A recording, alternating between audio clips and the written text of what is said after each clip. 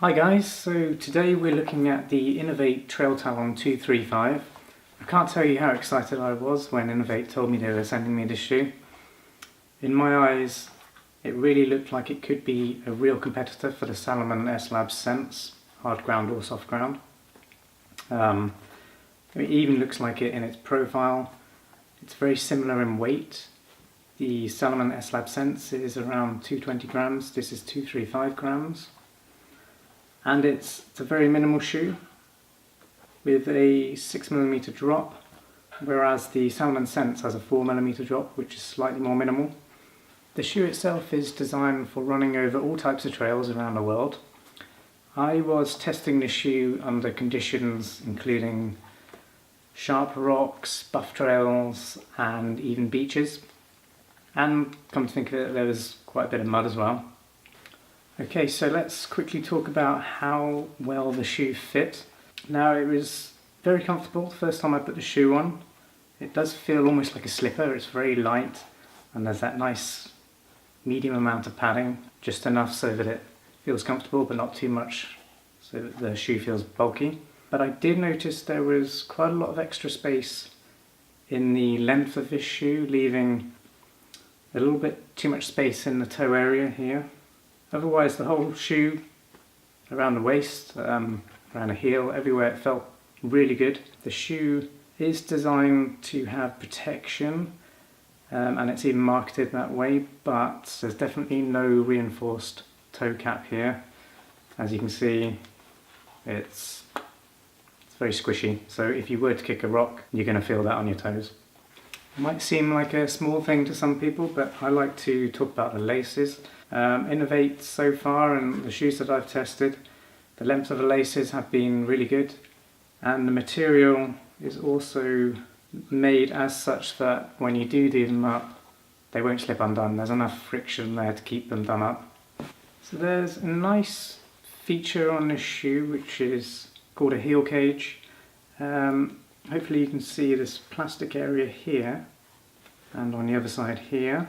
It creates that little bit extra support for your heel. Rather than it just being fabric, there's a bit more protection and strength in the heel. So that should help prevent any heel rolling. There is also very nice grip on this shoe. If you've been running in the Rocklite 290s or any of the previous Rocklites, then you'll notice that the grip formation is quite similar to that. That seems to be a really good all-round formation and tread pattern that works great on all terrains. The footbed on these shoes felt really solid actually, although I did feel a little bit of those spiky rocks coming through there. I guess that's because it's a very minimal shoe. All that does is teach you to avoid those rocks where possible. I will be doing a video review of the Inov-8 Trail Rock 285, which has a phenomenal footbed, and that's designed to protect your feet from sharp rocks and therefore allows you to run a long distance without tiring out your feet too quickly. So I guess that's what that shoe is. For this shoe is a more minimal shoe, maybe for racing shorter distances from, I guess, 10k to a marathon distance. If I was running an ultra, I'd probably take something a bit more padded, like the Trail Rock 285s. So what's it like running in these shoes?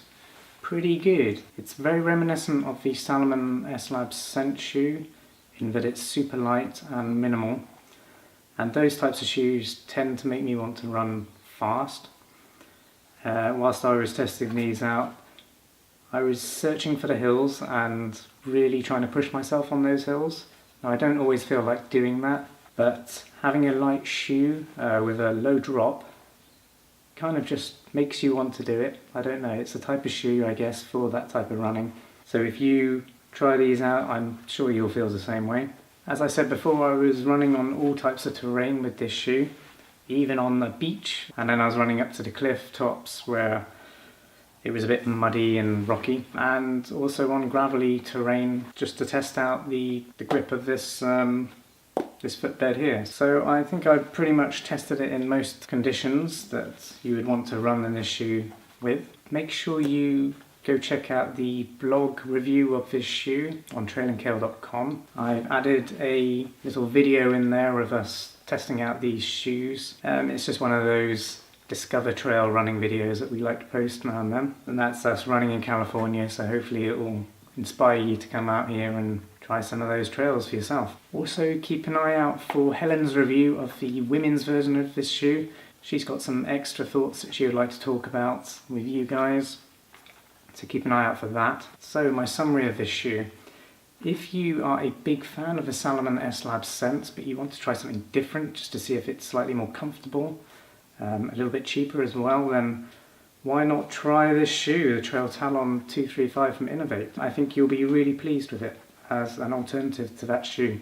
Or if you haven't tried the Salomon S-Lab Sense, always wanted to, then why not try this one? I think you're going to love it. I mean, it's a really high-end shoe, it's beautifully designed, really well made. It's definitely going to turn some heads when you're on a trail.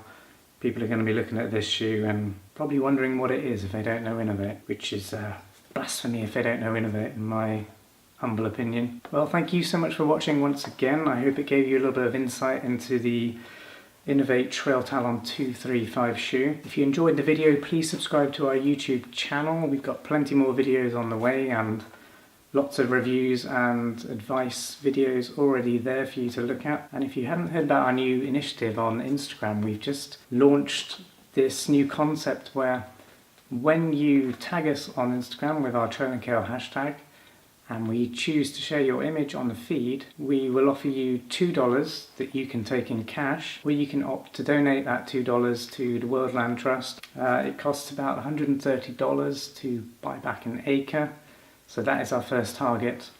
So please come and join us on Instagram and use our tag. The more people that tag, the more pictures we got to choose from and the more charity that we can give to the World Land Trust.